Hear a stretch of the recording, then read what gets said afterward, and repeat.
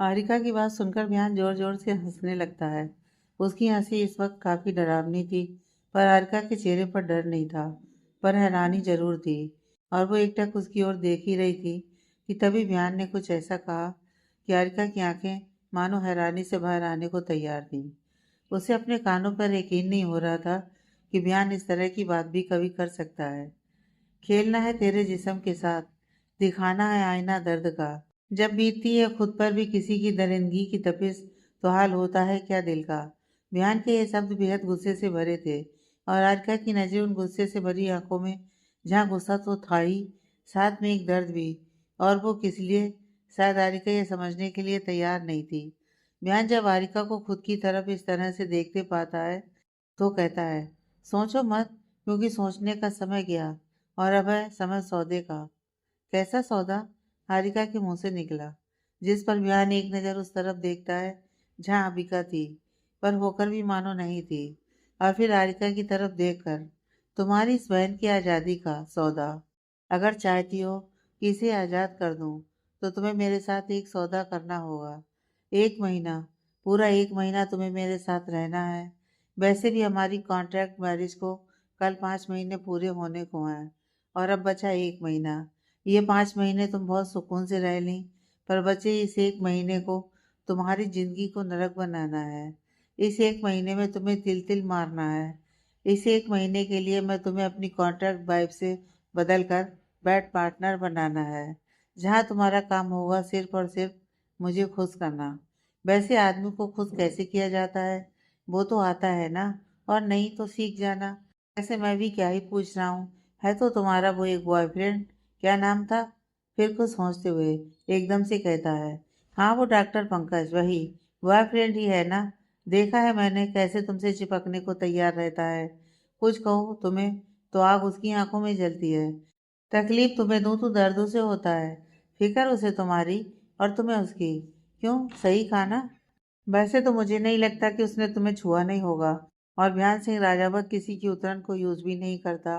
पर बात यहाँ तुम्हारी सजा की है, जिसके लिए तुम जैसी उतरन को भी बर्दाश्त कर लूंगा, क्योंकि सजा जो देनी है। यह क्या, वो आरिका की तरफ देख एक देविल मुस्कान देते हुए कहता है। आरिका, जो बिहान के मुंह से अपने करेक्टर के बारे में इतना उल्टा सुनकर गुस्से में थी, वो कहती है, छी बिहान छी, मुझे लगता था कि तुम्हारी सोच छोटी है, पर आज समझ आया कि सिर्फ सोच नहीं, तुम खुद भी नीच इंसान हो, एक नंबर के घटिया। किसी लड़की की मजबूरी का फायदा उठाना है तुम्हें, वो भी उस चीज का फायदा जो उसकी जिंदगी में सबसे जरूरी है। वो है किसी लड़की की इज्जत। शर्म आती है मुझे आपकी सोच पर। आप मुझसे मेरी सबसे कीमती चीज का सौदा कर रहे हैं, मेरी जिंदगी की दूसरी कीमती इंसान के साथ। आरिका के शब्द जो अब तक गुस्से में थे, वो मानो दबकर रह गए। वहीं आरिका की बात सुनकर भी बयान पर कोई फर्क नहीं पड़ा, और वो कहता है, अब तुम्हें जो सोचना है समझना है समझ सकती हो। मुझे जो कहना था कह चुका, और बार बार एक ही बात कहने में मजा नहीं। तो अब तुम बताओ, क्या गिरवी रख रही हो इस सौदे में, अपनी बहन को या अपनी इस 2 कौड़ी की इज्जत को, जो तुम शायद बहुत पहले ही किसी और के नाम कर चुकी होगी, और वो भी न जाने कितनी बार। और अब ये नाटक कर रही हो मेरे सामने, जैसे कितनी शरीफ हो। तुम क्या हो मैं बहुत अच्छे से समझता हूँ, तो ये नाटक तो करो मत। और अब मेरे पास फालतू टाइम नहीं है, जो भी डिसीजन है जल्दी बताओ, तुम खुद या तुम्हारी बहन। बहन की बात सुन हारिका कुछ वक्त चुप रहती है। आज ऐसा लग रहा था जैसे पहली बार उसके पास शब्द नहीं थे। गलत ना होते हुए भी दोषी ठहरा दिया गया, और सौदा लगाया उसकी इज्जत का। अपनी एक कीमती चीज को बचाने दूसरी कीमती चीज का सौदा करना कितना मुश्किल होता है, यह कोई इस वक्त हारिका से पूछे। उसकी नजरें एक बार अविका की तरफ जाती हैं, जिसकी हालत ऐसी थी कि वो वहां होकर भी नहीं थी, और फिर बयान की तरफ देखती है, जो रिश्ते से उसका पति था। बंधन जुड़ा था उससे, फिर उस बंधन की नींव बेशक झूठ या किसी मकसद से जुड़ा था, पर रिश्ता तो था। और आज बयान ने उस रिश्ते का भी मजाक बनाकर रख दिया था। उसने बयान की आंखों में देखकर एक गहरी सांस भरी, और अपनी आंखों को बंद कर लिया। बयान उसकी हर एक हरकत को नोटिस कर रहा था। बेशक उसने कह दिया था, पर उसका दिल इस बात की गवाही नहीं दे रहा था, और कहीं ना कहीं दिल में एक चाहत थी कि हारिका उसकी बात ना माने, मना कर दे उसे, और कह दे कि नहीं करना उसे इस तरह का कोई भी सौदा जिसमें बात उसकी इज्जत की हो। विहान यही सब अपने मन में सोच रहा था कि उसके कानों में एक शब्द पड़ा, मैं तैयार हूँ। ये शब्द सुनते ही मानो बयान को ऐसा लगा जैसे उसने कुछ गलत सुना, और इसलिए वो एक बार खुद की तसल्ली के लिए आरिका से फिर पूछता है, क्या क्या कहा अभी तुमने? एक बार फिर से कहो।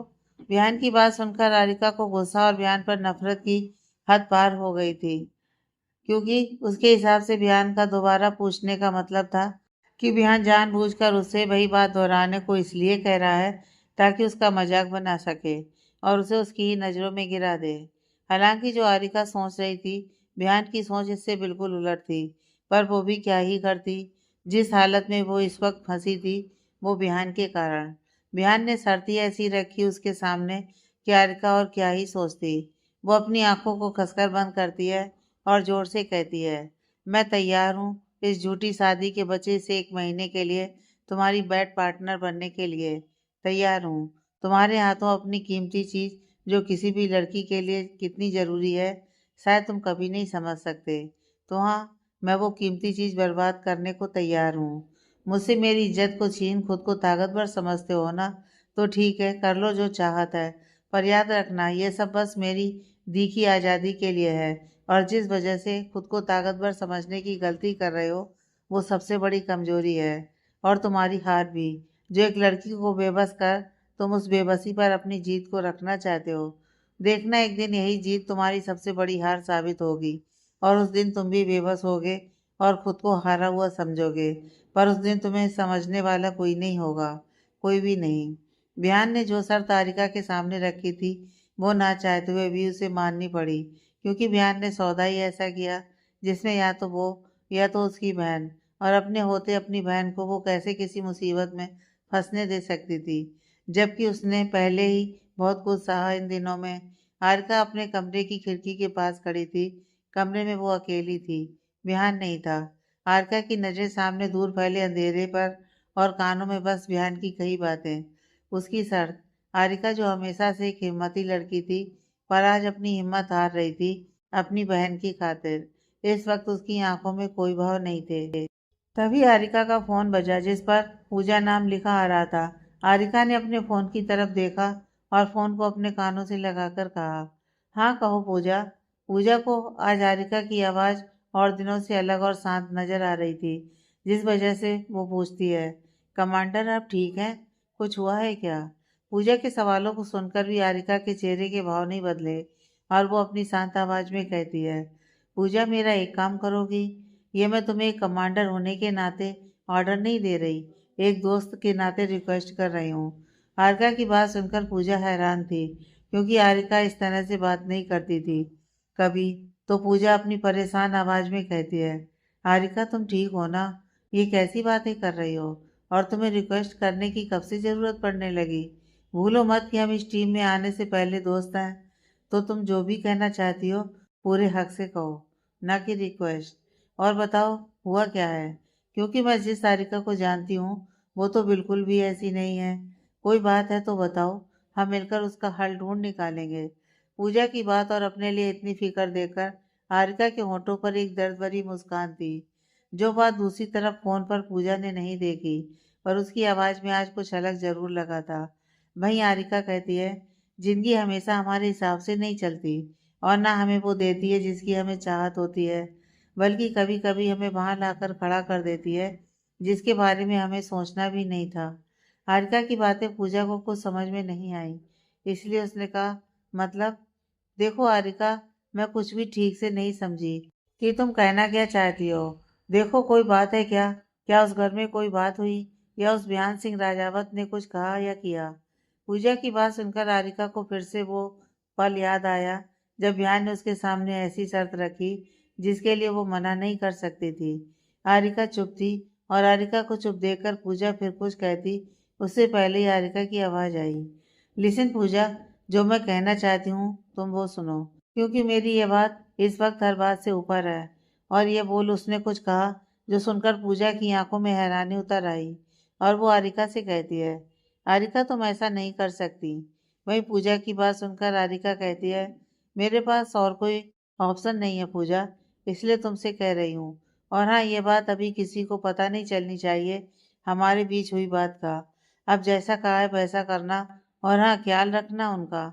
ये कह हारिका ने अपना फोन रख दिया। बेचारी पूजा अपने फोन की तरफ देख रही थी, जो अब तक कट चुका था। पूजा को कुछ समझ ही नहीं आया कि हारिका ने जो कहा वो क्यों कहा, पर इतना जानती थी कि उसने कुछ कहा है तो इसके पीछे वजह होगी। वहीं हारिका की नजरें वहीं दीवार पर लगी बयान की तस्वीर पर जाती हैं, और उसे देख उसकी आंखों में गुस्सा उतर आता है, और वो उस तस्वीर की ओर देखते हुए कहती है, बहुत शौक है ना दूसरों की कमजोरी का फायदा उठाने का।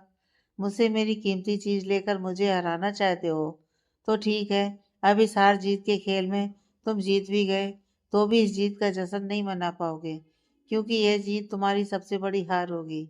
नहीं पता किस बात की वजह से तुमने यह शर्त रखी, पर जल्द ही मैं हर वजह खत्म करूंगी। इधर बिहान एक कमरे में नैना के पास बैठा था।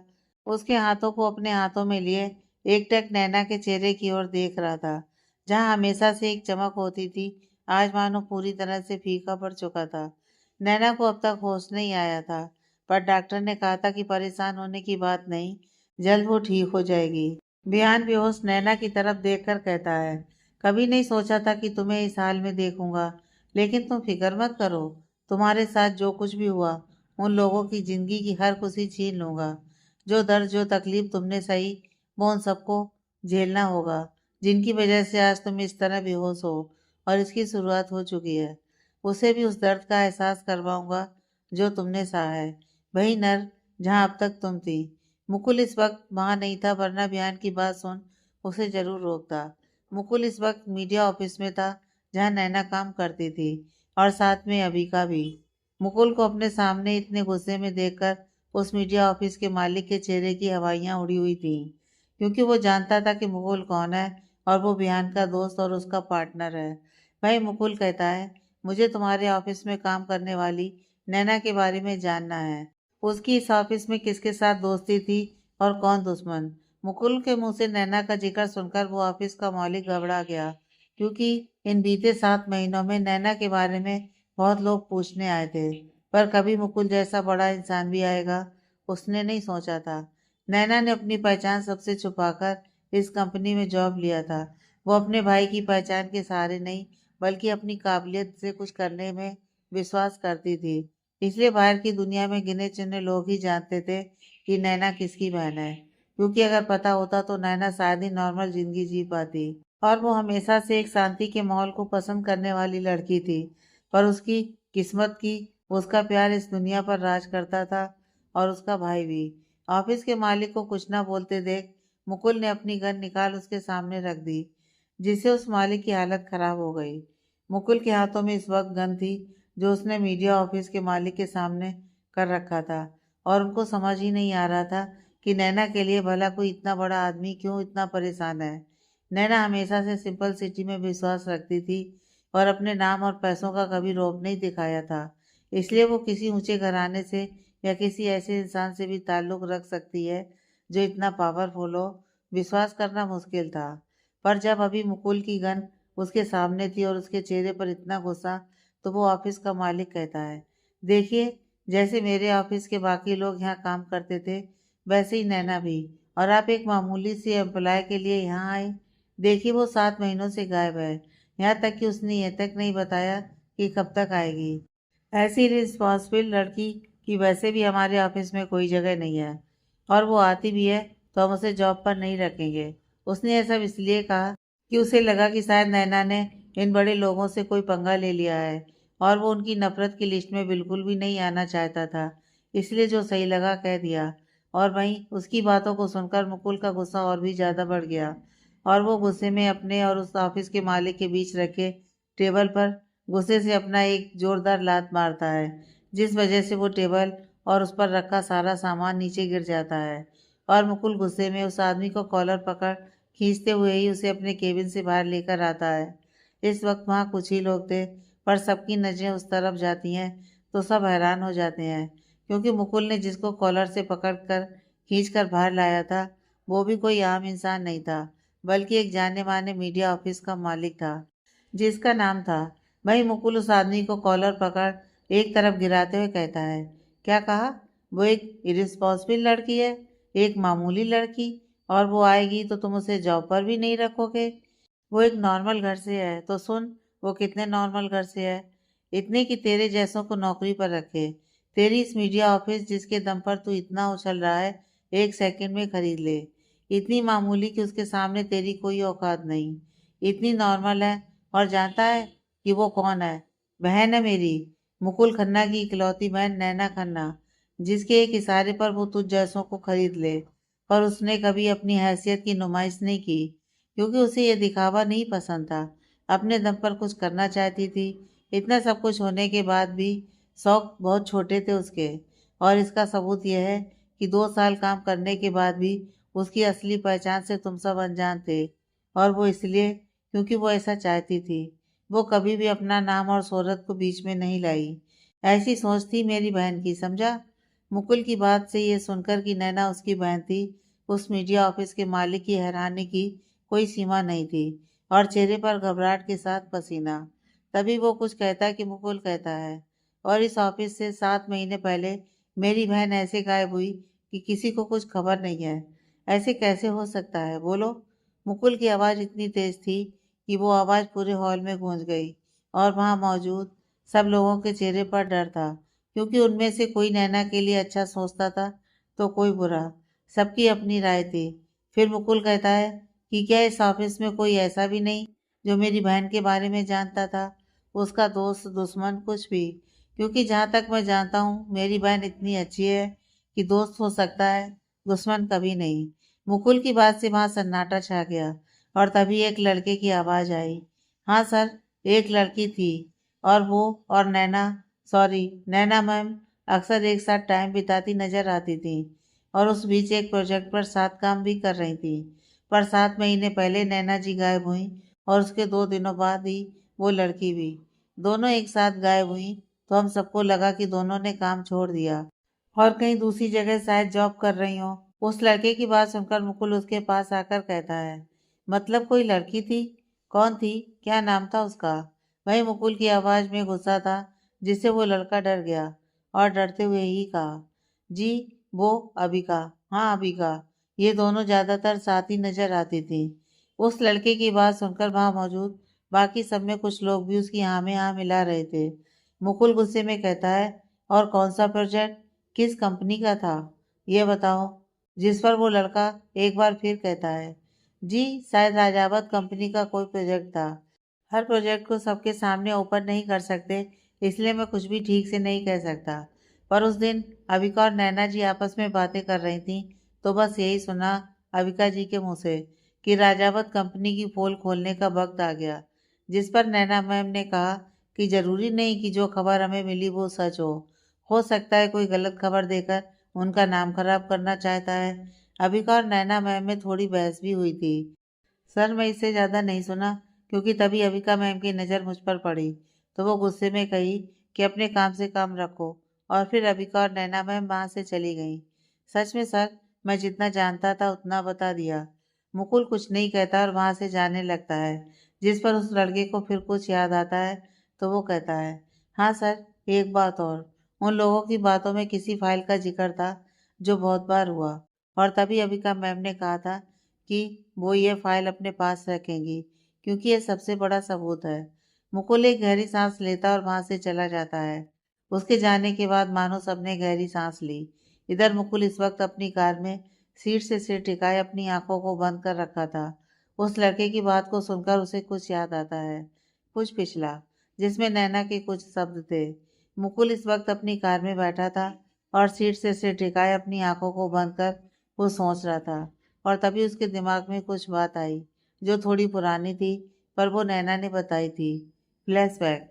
भाई भाई, कहाँ हैं आप?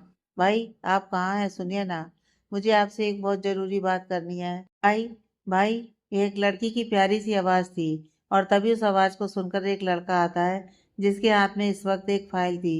और वो फाइल फाइल वो वहीं सोफे पर रखकर बैठते हुए कहता है, शांत मेरी सुपरफास्ट एक्सप्रेस, ऐसा भी क्या हो गया जो इतनी बार मुझे आवाज लगाई जा रही है?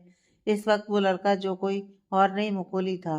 वो अपने होठों पर एक छोटी सी मुस्कान सजाए उस लड़की से कहता है, जो कोई और नहीं, नैना थी। नैना मुकुल के पास बैठती है और कहती है, भाई, बात ही कुछ ऐसी है और वो मैं आपसे ही जान सकती हूँ, क्योंकि जिसके बारे में है उससे पूछूंगी तो आंखों में गुस्सा लेकर पहले तो मुझे डराने लगेंगे वो। नैना ने यह बात बहुत मासूमियत के साथ कही थी, जो सुनकर मुकुल कहता है, ओह, तो मतलब यह है कि यह बात ध्यान से रिलेटेड है। मुकुल की बात सुनकर नैना अपना सर हाँ में हिला देती है, जिस पर मुकुल कहता है, बात कुछ सीरियस है। मुकुल की बात पर नैना एक बार फिर अपना सर हाँ में हिला देती है, जिस पर मुकुल अपने सामने रखी फाइल को साइड करते हुए कहता है, बताओ क्या बात है, क्योंकि तुम भी जानती हो बयान से जुड़ी कोई भी बात मेरे लिए मामूली नहीं। मुकुल की बात सुन नैना कहती है, जानती हूँ भाई, इसलिए तो आपसे बात करने आई, क्योंकि थोड़ी भी देर होती है तो प्रॉब्लम हो सकती है। फिर वो कहती है, क्या वो गलत कामों में भी इन्वॉल्व, जो उनको नहीं करना चाहिए और फिर भी करते हैं। यह कहते वक्त नैना की आंखों में बहुत से सवाल और डर था कि उसके इस सवाल के बदले जवाब कुछ ऐसा ना हो, जो ऐसा हो जिसके बारे में उसने सोचा तक ना हो। और फिर जो जवाब आया वो सुनकर नैना हैरान भी थी और परेशान भी। नैना के पूछे सवाल पर मुकुल ने बिना किसी झूठ के कहा, हाँ नैना, बहुत से ऐसे काम है जो सही नहीं पर गलत भी नहीं। बट हाँ, एक बात मैं बताना चाहता हूँ कि काम गलत नहीं, बस करने का तरीका गलत है, क्योंकि आज के समय सही तरीके से सही नहीं होता। मुकुल की बातें साफ थी पर नैना उसमें थोड़ी उलझ भी गई और उसने खोए हुए अंदाज में कहा, और कभी उस सही काम को गलत करने के तरीके की वजह से कुछ गलत हो गया तो फिर क्या वो काम सही कहलाएगा या गलत भाई। नैना के सवाल पर मुकुल चुप रह गया, क्योंकि कहने को कुछ नहीं था। पर फिर वो एक गहरी सांस भरकर कहता है, क्या बात है नैना, ये बताओ, क्योंकि बिना वजह तुम ऐसा कोई सवाल नहीं करोगी, वो भी तब जब ध्यान से जुड़ा हो। तो बात क्या है वो बताओ, शायद मैं कुछ मदद कर सकूं। मुकुल की बातों को सुनकर नैना अपना चेहरा नीचे करते हुए कहती है, वो भाई, कुछ टाइम पहले ही हमें एक अलग अलग टीम में रखा गया था, और वहाँ मेरी और मेरी एक दोस्त की एक टीम थी, और हमें क्रिमिनल्स पर काम करना था, और इसके लिए हमने बहुत मेहनत भी की और बहुत से क्रिमिनल की सारी जानकारी की एक फाइल बनाई, जो शायद मीडिया और न्यूज़ में सबके सामने आएगी।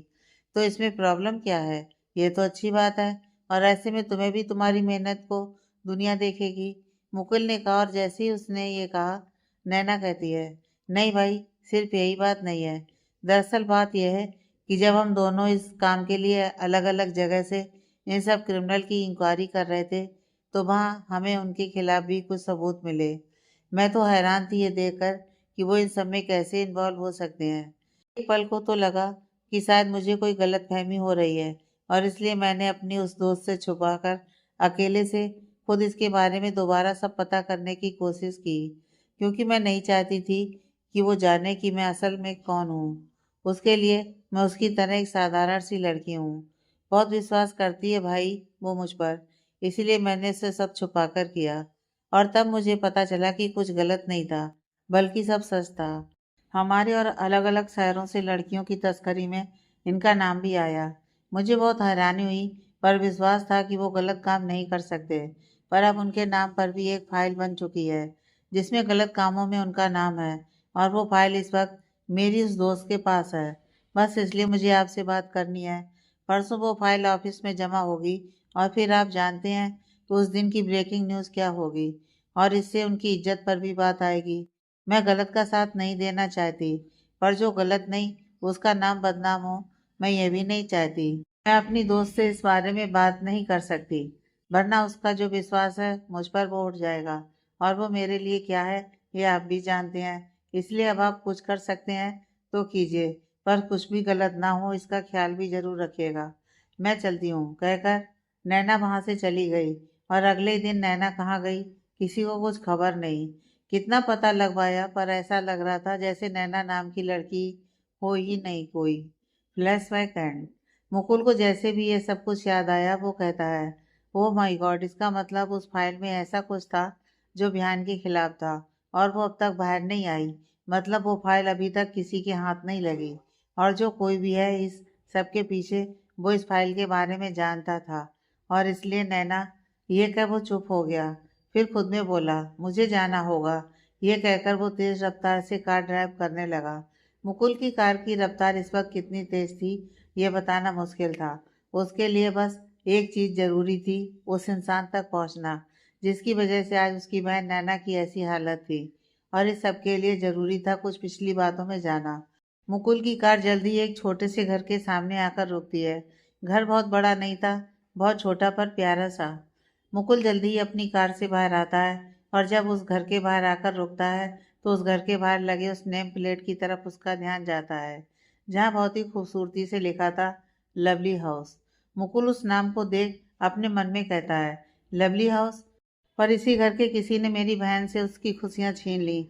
और ये कहते वक्त उसके चेहरे पर थोड़े गुस्से के भाव थे। गेट पर ताला लगा था, जैसे कि वो ये बात पहले से जानता था। और फिर उसने इधर उधर देखा तो सामने के घर का दरवाजा खुला हुआ था। तो मुकुल भाग गया, जहाँ एक थोड़ी उम्रदराज महिला बैठकर माला जप रही थी और अपने दरवाजे पर किसी को खड़े देखकर कहती हैं, कौन है वहाँ? मुकुल जो वहाँ खड़ा था आवाज़ सुनकर वहाँ आया और उसे देखकर वो महिला कहती है, कौन हो तुम? मैंने पहचाना नहीं, किससे मिलना है? उसकी बात सुन मुकुल को पहले तो समझ नहीं आया कि कहे क्या, इसलिए एकदम से कहता है, वो मैं बगल वाले घर में किसी से मिलने आया था, पर ताला लगा है। मुकुल की बात सुनकर वो महिला थोड़ा निराश होकर कहती है, बगल वाले घर में किसी से मिलने? क्या तुम उन बच्चों के कोई रिश्तेदार हो? इतना वक्त बीत गया, कभी कोई नहीं आया और अब अचानक से? उनकी बात पूरी होने से पहले ही मुकुल कहता है, जी मैं शहर से बाहर था, आज ही आया हूँ, दूर का रिश्तेदार हूँ। गेट पर ताला, आप बता सकती हैं सब कहाँ हैं? हालांकि मुकुल को अच्छे से पता था सब कहाँ हैं, उस घर में रहने वाले, फिर भी और क्या ही कहता, तो जो समझ आया कह दिया। मुकुल की बात सुनकर वो महिला कुछ कहती तब तक उनकी बहू बाहर आते हुए बोली, क्या पता भैया कहाँ है? पहले बड़ी बहन अविका का कुछ पता नहीं चला कि कहाँ चली गई, और जिस दिन वो गायब हुई उसी दिन उसके भाई आरब का भी एक्सीडेंट हो गया। बेचारी आरिका तो टूट गई थी, कितनी मुश्किल से संभाला था हम सब ने उसे। आखिर था ही कौन उसका अपने भाई और बहन के अलावा। तीनों एक दूसरे का परिवार थे और प्यार भी बहुत था, बहुत अच्छे थे। पर पता नहीं किसकी नज़र लग गई बेचारों की खुशियों पर, सब खत्म। हारिका तो कभी कभी आती थी, पर फिर कुछ दिनों से आना बिल्कुल ही बंद कर चाबी हमें देकर गई और कह गई कि भाभी, कभी मेरी अविका दी आई तो मुझे तलाश करेंगी और मैं नहीं मिली तो परेशान हो जाएंगी। आप ख्याल रखना उनका और चाबी दे दीजिएगा ताकि आराम करें। हमने पूछा भी कहाँ जा रही हो तो बोली, जहाँ किस्मत ले जाए। फिर पता नहीं बेचारी कहाँ गई, कुछ खबर ही नहीं। हमेशा हंसने मुस्कुराने की आवाज़ें आती थीं, पर अब तो बस सब शांत सा हो गया है। मुकुल कुछ नहीं कहता, बस चुपचाप उनकी बात सुन रहा था, क्योंकि वो तो अच्छे से जानता था कि आरिका कहाँ है इस वक्त। भाई मुकुल को तो इस वक्त घर के अंदर जाना था किसी भी हालत में, इसलिए उसने कहा, ओ, मुझे तो इस बारे में कुछ पता ही नहीं था और किसी ने कुछ बताया भी नहीं। ऑफिस के काम से आज ही इस शहर आया तो सोचा उन सबसे भी मिल लूँगा और आज रात यहीं रुक जाऊँगा। पर कोई नहीं, जब वो लोग हैं ही नहीं, मैं ही देखता हूँ वो सब कहाँ मिलेंगे मुझे। ये कहते वक्त मुकुल के चेहरे पर निराशा थी। मुकुल को इतना परेशान देख वो उम्र दराज महिला कहती है, अरे कहीं और क्यों, घर तो है ना। और फिर अपनी बहू की तरफ देखकर, बहू इनको चाबी दे दो, कहाँ जाएगा बेचारा रात को इस अनजान शहर में।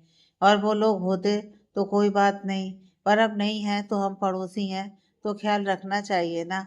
अपनी सास की बात सुनकर उनकी बहू कहती है, पर माँ जी, ऐसे कैसे? मेरा मतलब ये कौन है हम नहीं जानते और ना कभी देखा ना उन सबके मुंह से नाम सुना, तो ऐसे घर की चाबी देना क्या ठीक होगा? उनकी बात सुनकर मुकुल कहता है, आप सही कह रही हैं, आप मुझे जानती नहीं तो फिर विश्वास करके घर की चाबी देना बहुत बड़ी बात है। कोई बात नहीं, मैं चलता हूँ। वो लोग आए तो कहिएगा मुकुल आया था, मेरा नाम सुनकर पहचान जाएंगे। ये क्या, मुकुल जाने को पलटता है, पर उम्मीद यही थी कि जिस काम से आया बस वो हो जाए। और तभी उन उम्र दराज महिला की आवाज़ सुनाई दी, बहू चाबी दे दो, उसकी आंखों में विश्वास है और मेरी आंखें धोखा नहीं खा सकती। और वैसे भी क्या ही ले जाएगा कोई, उनकी बुरी किस्मत थोड़ी। और इतने दिनों से घर बंद है, क्या ही मिलेगा। उनकी बात सुनकर मुकुल चुप था, पर दिमाग में बस वो फाइल जिसकी वजह से वो यहाँ आया था। तभी वो महिला की बहू उसके हाथ में चाबी देती है और मुकुल जाने लगता है। तो वो महिला कहती है, बेटा खाना यहीं खा लेना। जिस पर मुकुल कहता है, शुक्रिया, पर मैं कुछ ही देर रुकूंगा फिर निकल जाऊंगा। ये कहकर मुकुल चाबी लेकर चला जाता है और फिर राधिका के घर के गेट पर लगे ताले में चाबी लगा उसे खोलता है और फिर घर के अंदर चला जाता है। इधर दूसरी तरफ हारिका बयान के कमरे में चुपचाप बैठी थी कि तभी उसके फ़ोन में एक मैसेज आता है, जिसे पढ़कर हारिका कुछ नहीं कहती और इसके कुछ मिनट बाद ही दूसरा मैसेज, जो पढ़ने के बाद हारिका अपनी आंखों को बंद कर लेती है और उसके होठों पर एक दर्द भरी मुस्कान आ जाती है। उसकी मुट्ठी में इस वक्त कुछ था जिसे वो और भी कसकर पकड़ लेती है और कहती है, कुछ रिश्ते सिर्फ हमारी बर्दाश्त की हद तक ही कायम होते हैं। जिस दिन बर्दाश्त की हर हद खत्म, उस वक्त रिश्ता भी बिखर जाता है। कुछ लोग कहते हैं जरा सी बात पर ताल्लुक खत्म हो जाता है। वो कहाँ जानते हैं कि भाई कुछ बात बर्दाश्त की हद की आखिरी सीढ़ी होती है। सीढ़ी खत्म होने पर या तो मंजिल मिलती है या फिर मौत। ये सब उसके अधूरे थे, पर पूरे न होकर भी पूरे थे। मुकुल हारिका के घर में था। उसकी नजरें पूरे घर में इधर उधर जा रही थी, जहाँ इस वक्त घर बंद होने की वजह से जाले लगे थे। सामानों पर धूल जमी थी। ये कहना गलत नहीं था कि घर तभी होता है जब उसमें कोई इंसान रहे, वरना तो वो घर घर नहीं लगता। मुकुल बहुत ध्यान से सब तरफ देख रहा था। घर बेशक छोटा था, पर जिसने भी सजाया था बहुत खूबसूरती से, जो इस वक्त धूल, गंदगी और जालों की वजह से अजीब लग रहा था। दीवारों पर जगह जगह कुछ तस्वीरें थीं जिन पर धूल जमी थी। मुकुल उस तरफ गया और उन तस्वीरों पर जमी धूल को अपने हाथों से साफ किया तो उसमें आरिका थी, जो अपने भाई के कंधे से लटक कर किसी बात पर जोर जोर से हंस रही थी। और तभी शायद किसी ने फोटो ली थी। मुकुल को याद था कि इन बीते कुछ महीनों में वो कभी कभी आरिका से उसका सामना हुआ, पर हमेशा एक चुप्पी नजर आई। और जिस आरिका से वो मिला था, वो इस तस्वीर वाली आरिका से बिल्कुल जुदा थी। मुकुल फिर दूसरी तस्वीर की तरफ जाता है और देखता है इसमें अबिका और आरिका दोनों थी। शायद कहीं बाहर घूमने गई थी तब की। एक तस्वीर में वो दोनों अपने स्कूल टाइम के कपड़ों में थी। मुकुल की नजरें उस तस्वीर पर आकर रुक गईं और उसकी आंखों में हैरानी थी। ऐसा लगा जैसे उस तस्वीर को देखकर उसे कुछ याद आया। फिर जल्दी उसने अपने दिमाग से उस तस्वीर को निकाल आगे बढ़ा। फिर एक तस्वीर में अबिका थी, कुछ लोगों के साथ, शायद अपने कॉलेज के दोस्तों के साथ, क्योंकि पीछे कॉलेज की भी थोड़ी झलक थी। एक तस्वीर में वो और आरिका दोनों अपने भाई आरब के साथ। एक तस्वीर में उनके पास दो लोग थे, एक आदमी और एक औरत, जिसका मतलब था वो दोनों उनके मम्मी पापा थे। मुकुल वहां से जाने लगा तो एक तस्वीर पर नजर गई, तो उसके कदम रुक गए और उस तस्वीर को देखा तो उसमें अबिका थी, उसकी बहन नैना के साथ, और दोनों बहुत खुश थी। उस वक्त ये बात उनकी मुस्कुराती तस्वीर से साफ पता चल रहा था। मुकुल की नजरें एक पल को उस तस्वीर पर आकर रुक गईं और फिर वो अपनी नजरों को वहां से फेर कमरे की तरफ बढ़ा। मुकुल के दिमाग में उन तस्वीरों को देखकर न जाने क्या चल रहा था, पर जितने हिम्मत से वो इस घर में आया था, वो हिम्मत उन तस्वीरों को देखकर टूटती हुई सी महसूस हुई। मुकुल कमरे में आया तो वहां भी तस्वीरों को देख उसे ये तो समझ आ गया कि उन दोनों बहनों को फोटो खिंचवाने और उनको एक खूबसूरत याद की तरह घर में रखने का शौक था। आरब की ज्यादा तस्वीरें नहीं थी, पर अबिका और आरिका की भरी पड़ी थी। मुकुल अब सब तस्वीरों पर अपनी नजरों से देख उस कमरे में रखी अलमारी के पास जाता है और खोलने की कोशिश करता है, तो अलमारी एक बार में ही खुल जाती है, जो उसके लिए हैरानी वाली बात थी। पर फिर वो बिना कुछ सोचे उस अलमारी के सामानों को हटा कुछ देखने की कोशिश करने लगता है, और इस समय बहुत से सामान को उसने अपने हाथों से निकाल नीचे फर्श पर फेंक भी दिया, पर जो तलाश कर रहा था वो नहीं मिला। मुकुल निराश हो जाता है और दो कदम पीछे होकर उस अलमारी पर थोड़े गुस्से से एक हाथ मारता है, और उसकी इस हरकत से उस अलमारी का ऊपरी हिस्सा एकदम से खुल जाता है। जो नजरों में शायद ही आता, जिनको पता था इस बारे में वही जानते थे कि इस अलमारी में ऐसी भी कोई सीक्रेट जगह है, पर मुकुल के गुस्से से हाथ मारने की वजह से एकदम से वो सीक्रेट जगह खुल गई और मुकुल ने वहां देखा तो वहां उसको कुछ फाइल्स नजर आईं, जिन्हें देखकर मुकुल सबको निकालता है और वहीं बेड पर बैठकर देखने लगता है। और जैसे जैसे वो सारी फाइल पढ़ रहा था, उसकी आंखों में हैरानी थी। वहीं सारी फाइल को पढ़कर मुकुल एकदम से मानो जमसा जाता है, क्योंकि उसे यकीन नहीं हो रहा था। वहीं पर एक छोटा सा बॉक्स भी रखा था और मुकुल ने अपना हाथ बढ़ाकर उसे खोला तो उसमें जो था उसे वो अपने हाथों में लेता है, और उसके हाथों में इस वक्त एक रुमाल था, जिसे किसी कीमती गहने की तरह इस तरह से रखा गया था जैसे कोई जवाहरात हो। मुकुल बहुत ध्यान से उसे देख रहा था और तभी उसे कुछ याद आया, और ये याद आते ही उसकी पकड़ उस रुमाल से ढीली पड़ गई और इसके साथ ही वो फर्श पर गिर गया। और ये देख मुकुल जल्दी से उसे उठाकर अपनी जेब में रखता है और फिर उन सब फाइलों को समेट कर लेते हुए खुद से कहता है, ये सब क्या है? बात इतनी गहरी थी और हमें कुछ पता ही नहीं। मुझे ध्यान से इस बारे में बात करनी होगी, किसी भी कीमत पर। जो हुआ वो नहीं होना था। मुझे उससे मिलना होगा। और यह कह मुकुल जल्दी से सब फाइल अपने साथ लेकर उस कमरे से बाहर निकलता है और जाते जाते उसकी नज़र एक बार फिर उसी तस्वीर पर पड़ती है जिसे देखकर उसे हैरानी हुई थी। और अब वो उस तस्वीर को भी अपने साथ लेकर जल्दी से आरिका के घर से निकल अपनी कार में बैठकर चला जाता है। मुकुल इस बात से अनजान था कि किसी की नज़र लगातार उस पर बनी हुई है, या यह कहें जब से वो यहाँ आया तब से वो किसी की नज़रों में था। हर पल हर मिनट।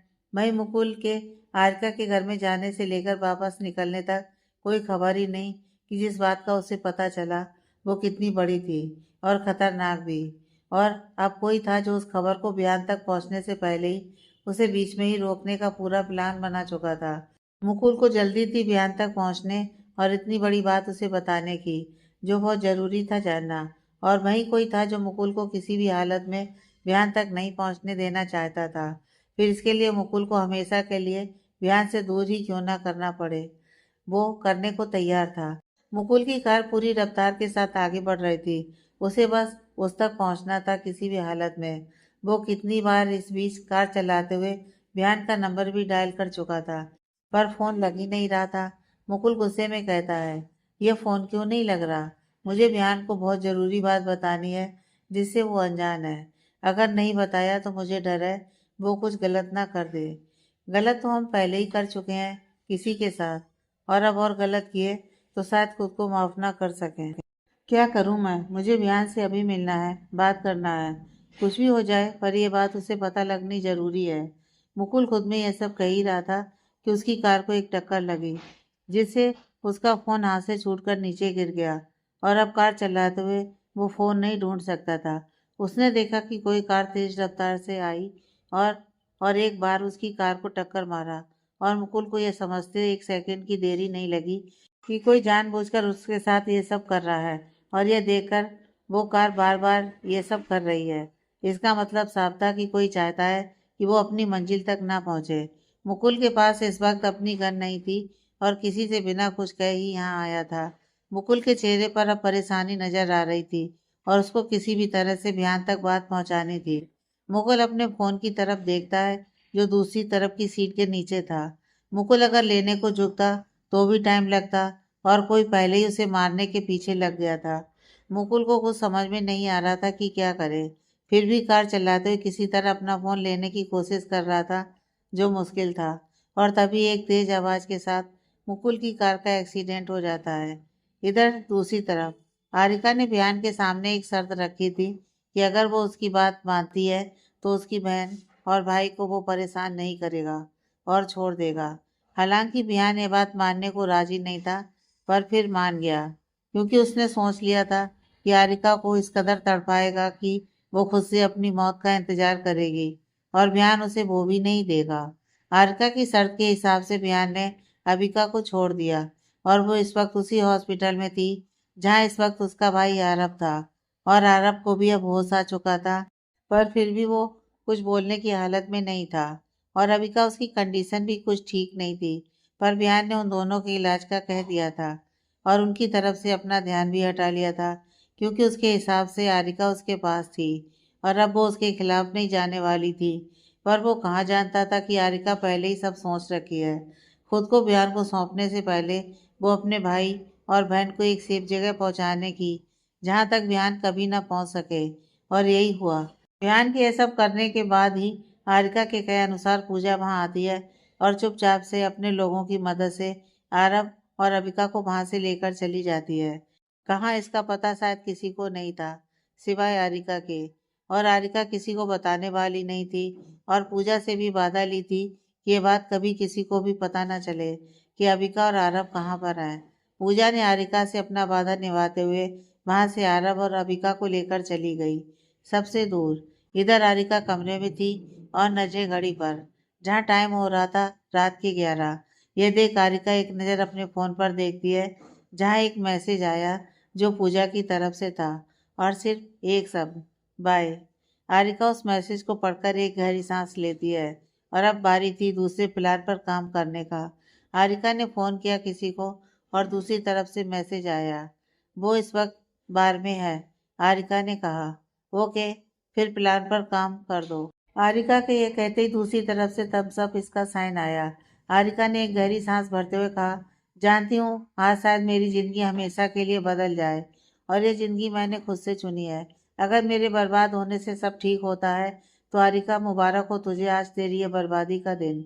फिर खुद से कहती है, शायद ये पल आखिरी हो मुस्कुराने का, पर मैं खुश हूँ कि जो सोचा वो करके जा रही हूँ। फिर इसके बाद क्या होगा ये देखने के लिए आंखें सलामत रहें भी या ना रहें। इन शब्दों के पीछे कुछ बड़ा दर्द था, पर फिर भी इस दर्द में भी एक मुस्कान थी उसके होठों पर। तभी उसका फोन बजा तो उसने देखा डॉक्टर पंकज का फोन था और ये देख उसने फोन ऑन किया तो दूसरी तरफ से डॉक्टर पंकज गुस्से में कहते हैं, आरिका ये सब क्या सुन रहा हूँ? तुमने सारे सबूत को रिवील करने का सोच लिया और कल सारे सबूत दुनिया के सामने होंगे। ये सब इतना जल्दी क्यों आरिका? तुमने तो कहा था थोड़ा वक्त। उसके बाद वो उससे आगे कुछ कहते आरिका की आवाज़ आई, वक्त? वो वक्त ही तो नहीं है मेरे पास, और वक्त कभी नहीं आता बल्कि लेकर आया जाता है। और वो कल का दिन है, कल सब सामने होगा सबके। पर शायद मैं, इससे आगे वो कहते कहते चुप हो गई, जिस पर उसके अधूरे शब्दों को सुनकर डॉक्टर पंकज गुस्से से कहते हैं, क्या तुम आरिका बोलो, क्या चुप क्यों हो गई? मुझे ऐसा क्यों लग रहा है कि तुमने कुछ सोचा है जो शायद ठीक नहीं है। बोलो क्या करने की सोच रही हो? मुझे क्यों लग रहा है कि कुछ सही करने के चक्कर में कुछ गलत। उन्होंने इतना ही कहा था कि आरिका कहती है, कुछ भी गलत नहीं होगा और कल सब सही होगा। बस आप सब तैयार रहिएगा। और एक बात, आप मेरे बहुत अच्छे दोस्त हैं। दोस्त? खुद के लिए आरिका के मुंह से दोस्त सुनकर डॉक्टर पंकज को हैरानी हुई।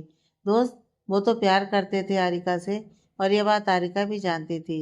हाँ, उसने कभी नहीं कहा कि वो भी उनसे प्यार करती है, पर सब जानती थी और कभी मना भी नहीं किया। डॉक्टर पंकज कुछ कहते उससे पहले आरिका कहती है, जानती हूँ क्या सोच रहे हैं आप, पर सच कहूँ तो मैं चाहती हूँ कि अगर कभी जिंदगी आगे मिली तो आप मेरे दोस्त नहीं मेरे हमसफर बनकर मेरी जिंदगी में आए। पर इस बार ऐसा नहीं हो सका, इसलिए कहा कि आप मेरे बहुत अच्छे दोस्त हैं, शायद दोस्त से खास। पर अगर ये बात किसी के सामने आई तो गलत समझा जाएगा, क्योंकि दुनिया की नज़रों में मैं किसी की वाइफ, किसी की अमानत हूँ। न जाने यह कहते हुए आरिका की आंखों में नमी आ गई और उसने कहा, एक बात और, जो भी लड़कियां उस कैद से आज़ाद होंगी उनको एक अच्छा भविष्य देने की पूरी कोशिश कीजिएगा। ये कह आरिका ने अपना फ़ोन कट किया और बेड से उठकर एक टेबल के पास गई और वहां रखी एक दवाई पानी के साथ खाकर बोली, बस कुछ वक्त, फिर सिर्फ हमेशा का सुकून। आरिका ने कुछ सोचा था, शायद बहुत बड़ा। वो चुपचाप अपने कमरे की खिड़की के पास खड़ी दूर तक फैले उस अंधेरे को देख रही थी। पर शायद इस वक्त बाहर से ज्यादा अंधेरा उसकी खुद की जिंदगी में था। हारिका शांत थी, पर आंखें मानो बहुत कुछ कहना चाहती थी, पर कहे तो किससे? कौन था उसकी बात सुनने वाला?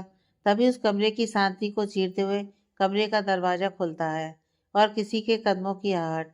और उस आहट को सुनकर हारिका, जो अब तक खामोश थी, पूरी तरह से उसने अपनी आंखों को बंद कर लिया और उसकी उन आंखों से आंसू की एक बूंद लुढ़क उसके गालों पर आ गया। तभी पीछे से किसी की आवाज सुनाई पड़ी, क्या बात है, इतनी शांति? वैसे जल्द इस कमरे की शांति मिटने वाली है, क्योंकि अब इस कमरे में नफरत से नफरत टकराने वाली है।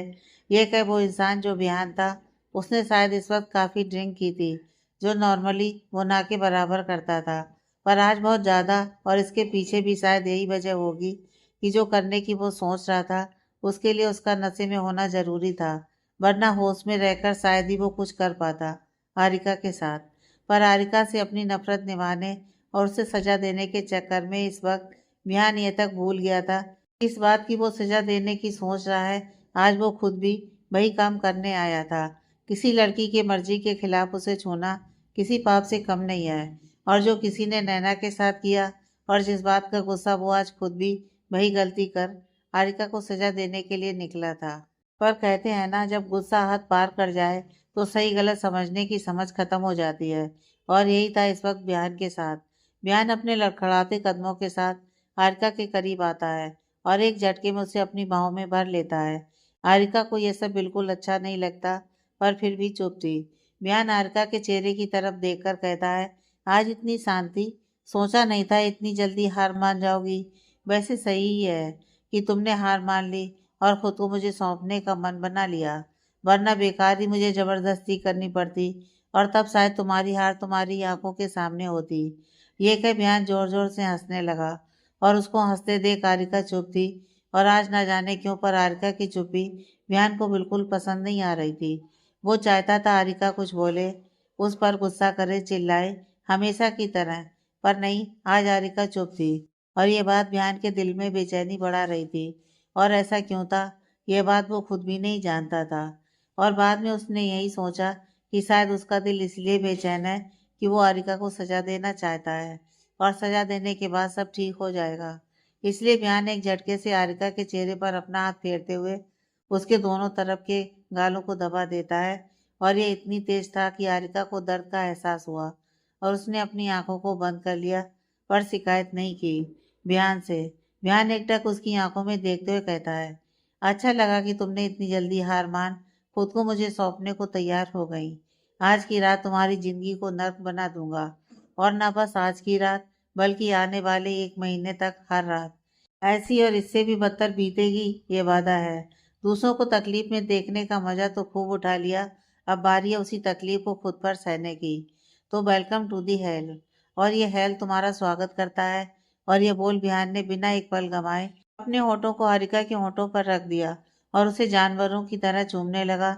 उसकी इस किस की शुरुआत ही जब किसी जानवर की तरह काटने से हुई, तो अंत कितना बुरा होगा, ये शायद कोई सोच भी नहीं सकता था। हारिका को बहुत दर्द हो रहा था, पर वो अपना दर्द सह रही थी। हर उस दर्द तक सहती जब तक शरीर में सांसें बची थी। बिहान की क्रूरता यहीं नहीं रुकी, बल्कि हर बीते समय के साथ और भी दर्दनाक हो रही थी हारिका पर। एक तो दिल में नफरत और दूसरा शराब का नशा। बिहान यह तक भूल गया कि उसके सामने कोई चीज नहीं, एक जीती जागती लड़की थी जिसका उसके साथ एक बंधन, एक रिश्ता जुड़ा था।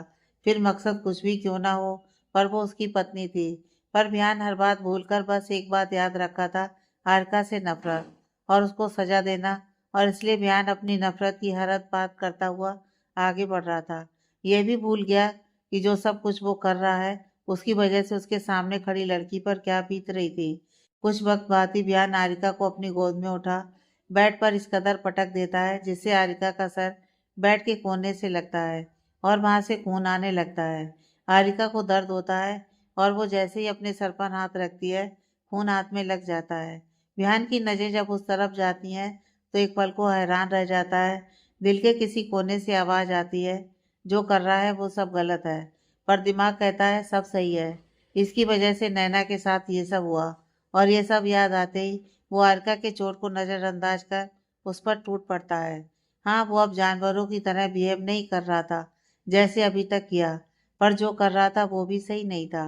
बिहान सब कुछ भूल बस अपनी नफरत की आग में जलते हुए हारिका को बर्बाद करना चाहता था, जो उसकी नजरों में वो कर चुका था।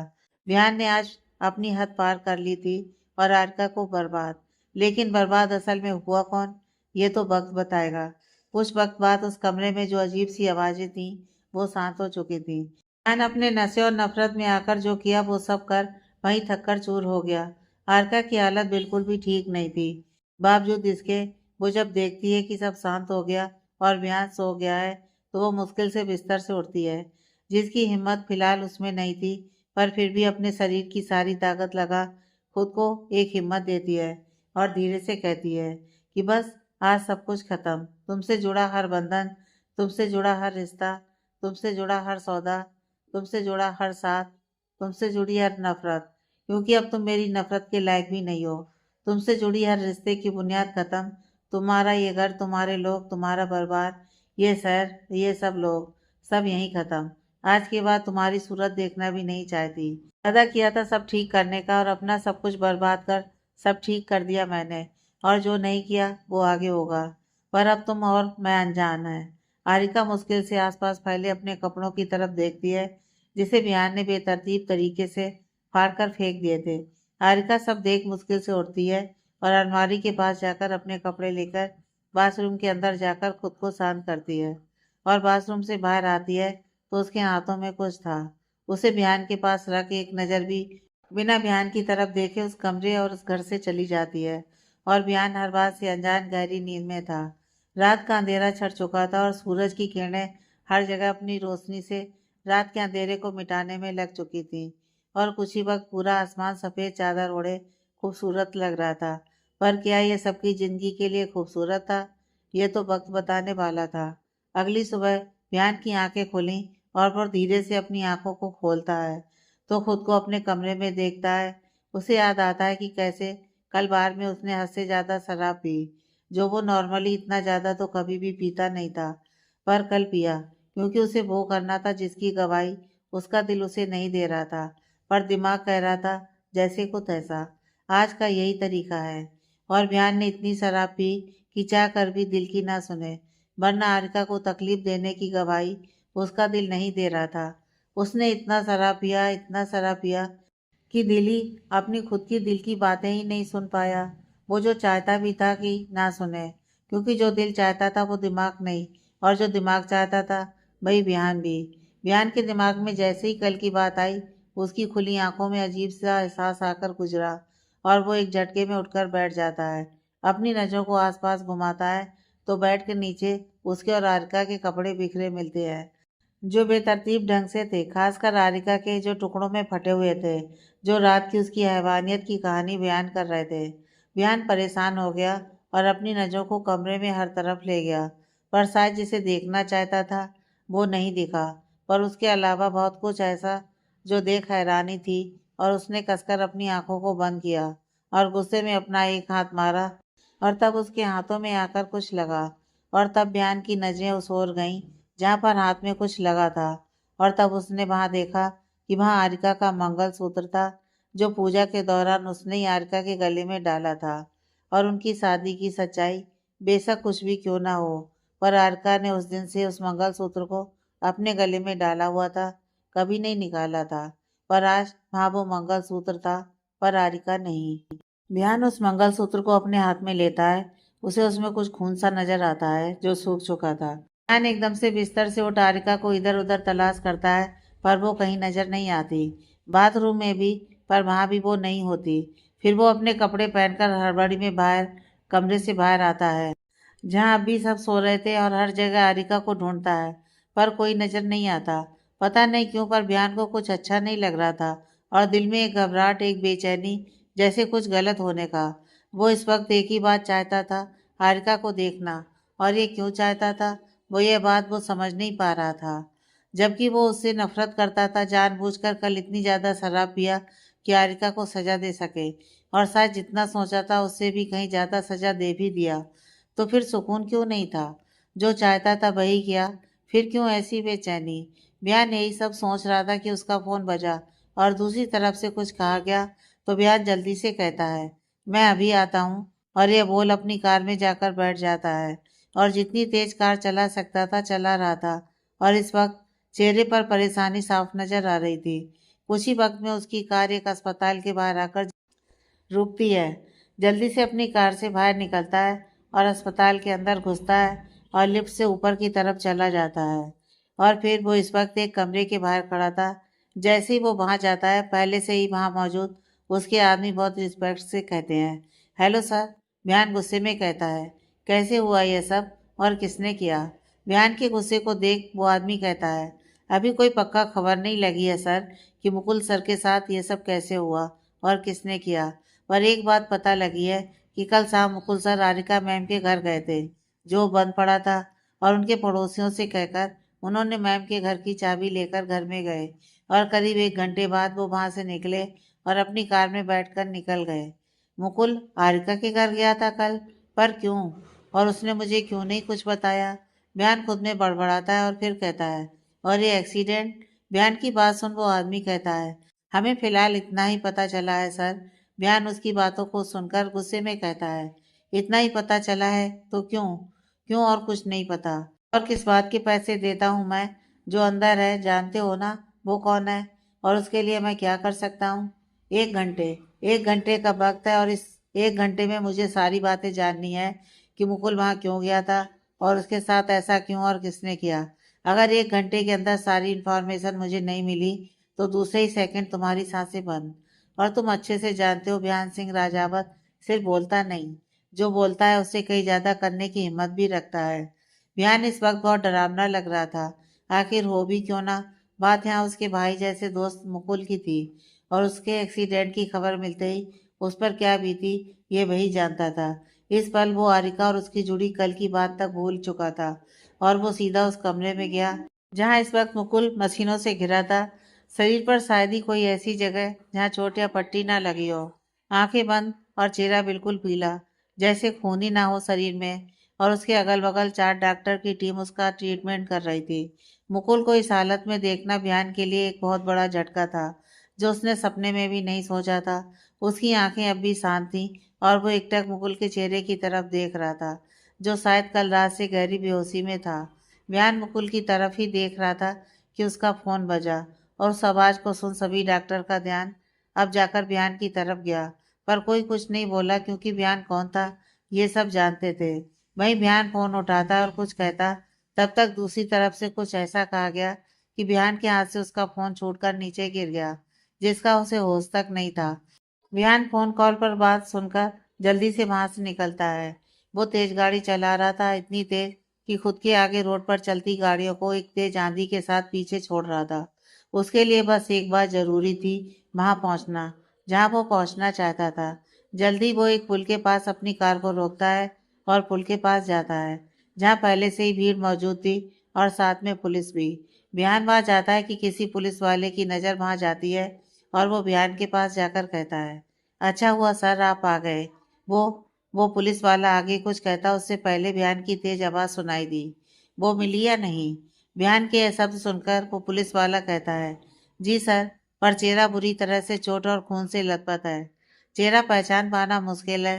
शायद जब ये सब हुआ तो उस तेज रफ्तार ट्रक से लगी चोट की वजह से वो धक्का खाकर पुल में गिरी, और वहीं किसी भारी चीज या पत्थर से के चेहरे पर चोट आई। पर यहीं पास में एक पर्स गिरा था, और फोन, तो आपका नंबर मिला तो हमने फोन किया कि जिसका यह फोन है उसकी मौत हो चुकी है। बयान ने जैसे ही ये मौत शब्द सुना, उसके दिल ने मानो काम करना बंद कर दिया। उसके होंठों से धीरे से निकला, आरिका की मौत। फिर वो अपनी सख्त आवाज में कहता है, कहाँ है वो इस वक्त। बयान की आवाज को सुनकर वो पुलिस वाला एक तरफ इशारा करता है। बयान उस तरफ देखता है जहाँ एक सफेद चादर से किसी को ढककर रखा गया था। बयान को अजीब सा महसूस हुआ। उसके कदम उस ओर बढ़े तो सही, पर ऐसा लगा जैसे उसके कदमों में अब किसी तरह की जान ही बाकी ना बची हो। बयान उस तरफ गया और मुश्किल से अपना हाथ वो सफेद चादर पर रखता, हटाने के लिए कि तेज हवा के कारण वो सफेद कपड़ा खुद ही हट गया। और बयान के सामने इस वक्त एक लाश पड़ी थी, जिसका चेहरा बहुत बुरी हालत में था। चेहरा पहचान पाना मुश्किल था, और उसके गले में पहना वो चैन जिस पर बयान की नजरें गईं, वो उसे नहीं भुला सकता था। यह वही था जो उसने खुद अपने हाथों से आरका को पहनाया था। आरका ने भी उस दिन से इसे अपने गले में पहने रखा था, कभी नहीं निकाला था। जबकि वो दोनों अच्छी तरह से जानते थे कि यह शादी सब झूठ था, फिर भी आरिका ने उसे पहना था। वो मंगलसूत्र था, जो देखने में एक चैन जैसा था। बयान की आंखें उस चैन पर ठहर सी गईं। हाथ आगे बढ़े उसे छूने पर छू ना सके।